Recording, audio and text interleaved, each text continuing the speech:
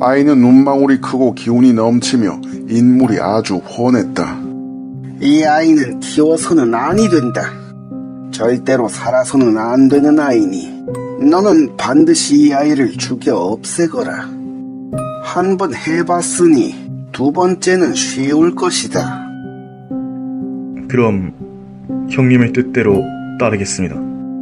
동생은 형님의 말을 따라 아이를 죽여 없앴다.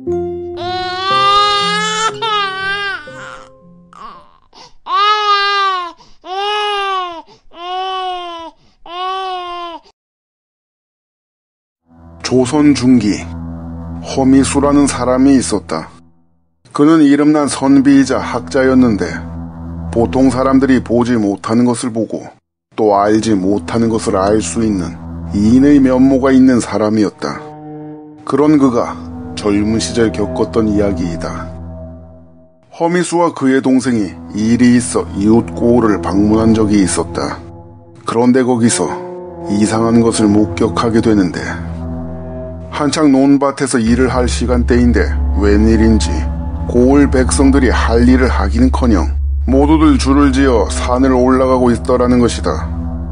허나 더욱 눈길을 끈 것은 따로 있었으니 바로 그 줄의 선두에 반쯤 포박한 젊은 처녀를 앞세운 게 아닌가.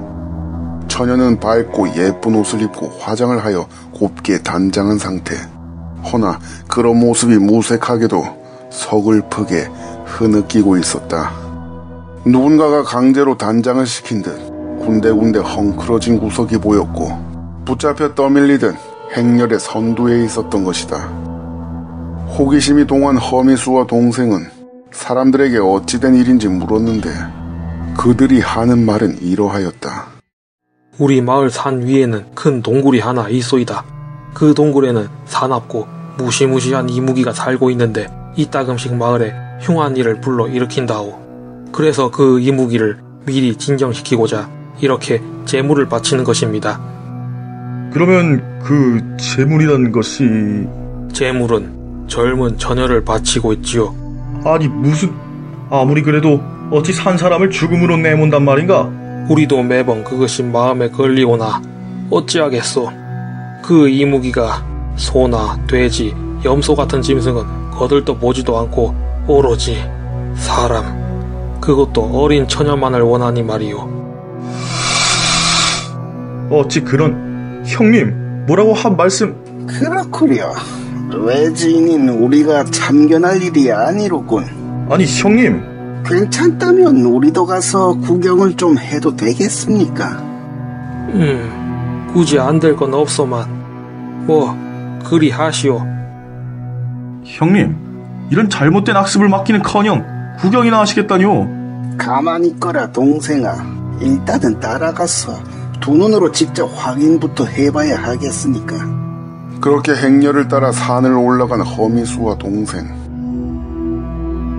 과연 산 위에 있는 것은 마치 거대한 뱀의 아가리와도 같은 큰 동굴이었다. 사람들은 동굴 앞에 큰 상을 하나 편 뒤 그 상 위에 포박한 처녀를 올려두었다. 곧이어 무당이 동굴을 향해 소리 높여 제사를 지녔고 낭랑한 무당의 목소리가 동굴 속으로 빨려 들어가는 것 같았다. 그리고 이에 응답이라도 하듯 동굴 속에선 스산한 울림이 울려왔다. 자, 이제 되었소. 얼른 물러갑시다. 그러자 누가 먼저랄 것도 없이 곧바로 산을 내려가는 마을 사람들. 모두들 긴장과 두려움이 얼굴에 가득했다.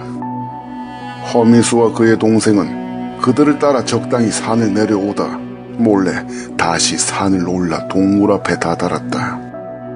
상위에 묶인 처녀는 여전히 꼼짝하지 못하고 있었는데 가늘게 흐느끼듯 조금씩 들썩이고 있는 것이 보였다. 동굴 속에서는 스산한 음기가 스멀스멀 뿜어져 나오는 듯 주위는 공기마저 차가운 듯 하였다. 오래 지나지 않아 동굴 속에서 시꺼먼 기둥 같은 것이 솟아 올라오는 것이 보였다.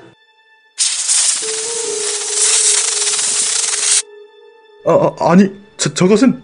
소리 내지 말거라. 그 기둥 같은 것은 낮고 그리고 차가운 쇳소리를 내며 천천히 상으로 접근해 오고 있었다.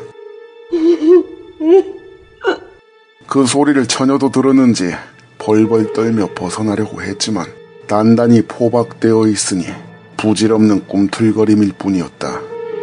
이윽고 동굴 밖으로 완전히 모습을 드러낸 그것의 정체가 드러나는데 형님, 저건 거대한 구렁이입니다. 이무기 따위가 아닙니다. 나도 보고 있다. 조용히 하거라.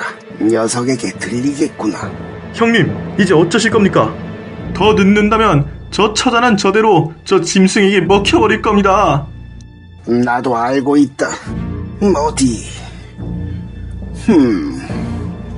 저것이 저 여자를 어떻게 하는지 지켜나 보자꾸나. 형님! 이 일은 우리가 관여할 일이 아니다. 그저 지켜만 보거라. 이 일에 나섰다간 필시 후회할 날이 올 것이다. 아니, 그게 무슨 말 같지도 않은 소리요. 저것이 저렇게 사람을 해치려 드는데 어찌 두고만 보고 있을 수 있습니까? 전 그리 못합니다. 그대로 달려나가는 동생.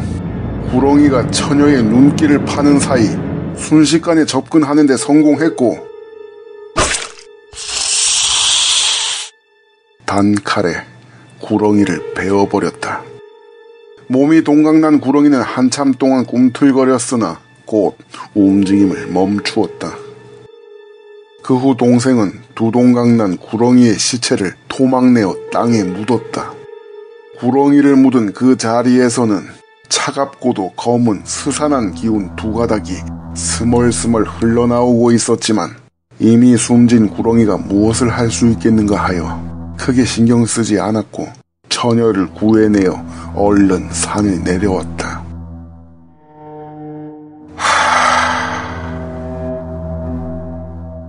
그 후 시간이 흐르고 동생은 혼인을 하였고 건강한 사내 아이를 가지게 되었다. 아이는 눈망울이 크고 기운이 넘치며 인물이 아주 훤했다. 동생은 매우 기뻐하며 아이를 안고 허미수를 찾아가서 말하길, 형님, 이보십시오. 제 자식입니다. 정말 너무 행복합니다. 형님께서는 영험하시니 제 아이 이름을 지어주셨으면 합니다. 한참을 아이를 말없이 바라보던 허미수는 조용히 입을 열었다. 이 아이는 키워서는 아니 된다. 절대로 살아서는 안 되는 아이니 너는 반드시 이 아이를 죽여 없애거라. 형님, 그게 무슨 말이옵니까? 죽여 없애라니요? 이 아이가 장성하게 된다면 너는 필시 큰 화를 입게 될 것이니 너는 결코 의심하지 말고 내 말을 따르거라. 이제 갓 세상을 본 아이인데 죽여 없애라니. 동생은 기가 막혔으나 형님 허미수는 단호하였다. 워낙에 평소 신통력이 있던 허미수의 말이었던지라 오랜 고심 끝에 그럼 형님의 뜻대로 따르겠습니다. 동생은 형님의 말을 따라 아이를 죽여 없앴다. 제 손으로 아이를 없앤 동생은 상심이 매우 컸다. 오랫동안 시리에 빠져 지냈으나 시간이 흘러 첫 아이를 잃은 아픔이 아물어갈 때쯤 그는 두 번째 아이를 얻게 되었다. 두 번째 아이는 첫 아이를 잃은 슬픔과 한을 잊을 수 있을 만큼 준수하고 예쁜 아이였다. 그런데 둘째 아이도 죽여 없애라. 형님, 그게 또 무슨 말씀이십니까? 이번의 아이도 반드시 없애야 하느니라. 형님, 아니 어떻게 아이를 낳는 족족 죽여 없애라고 하십니까? 도대체 무슨 신보십니까? 너는 절대로 의심하지 마라. 꼭 이번 아이까지 없애야만이 화를 피할 수 있을 것이다.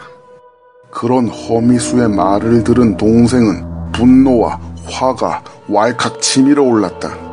형님, 첫 아이를 아비인 제 손으로 죽여 없앨 때 제 기분이 어땠는지 아십니까? 그걸 어떻게 또다시 반복한단 말이오? 한 번 해봤으니 두 번째는 쉬울 것이다. 형님, 정말 너무하십니다. 송구하오만 두 번 다시 아이를 제 손으로 죽일 순 없습니다. 그러하느냐? 그렇다면 오늘부터 너와 나는 형제의 인연을 끊도록 하자. 아니 형님, 아무리 그래도 그렇지 무슨 말씀을 그리 하십니까? 그러자 허미수는 깊은 한숨을 내쉬며 말했다. 너는 10수년 전 거대한 구렁이를 죽여 없앴던 나를 기억하느냐? 너는 그날 구렁이의 시체를 땅에 묻었었는데 그 구렁이는 다름 아닌 새끼를 베었던 구렁이였다. 그 시체를 묻었던 자리에서 검은 기운이 두 가닥 흘러나오던 것을 기억할 것이다. 그것이야말로 그 구렁이 새끼들의 원혼임이 틀림없다. 세상의 빛을 보지도 못하고 죽었기에 너에게 크나큰 앙심을 품었을 것이다. 그 원혼들이 너를 따라다니며 네가 아이를 낳는 족족 들러붙고 있는 것이다. 그 아이를 그대로 키우면 장차 극악무도한 역적이 되어 집안에 화를 불러일으킬 터인데 나는 그렇게 어리석게 휘말려 죽을 생각이 없다. 그러니 나라도 형제의 연을 끊어 화를 피할 수밖에. 허미수가 그렇게 설명했으나 도무지 믿기 어려운 이야기였다. 두 번째 아이마저 차마 죽일 수가 없었던 동생은 그날 허미수와의 형제의 연을 끊기로 하고 자리를 박차고 나왔다. 그리고 훗날 자라난 아이는 정말로 극악무도한 역적이 되어 나라를 큰 노탄에 빠뜨렸고 동생의 집안 사람들은 모두 멸문당하는 화를 입게 되었다. 그 와중에 일찍이 형제의 연을 끊었던 허미수만이 오로지 화를 면할 수 있었다고 한다.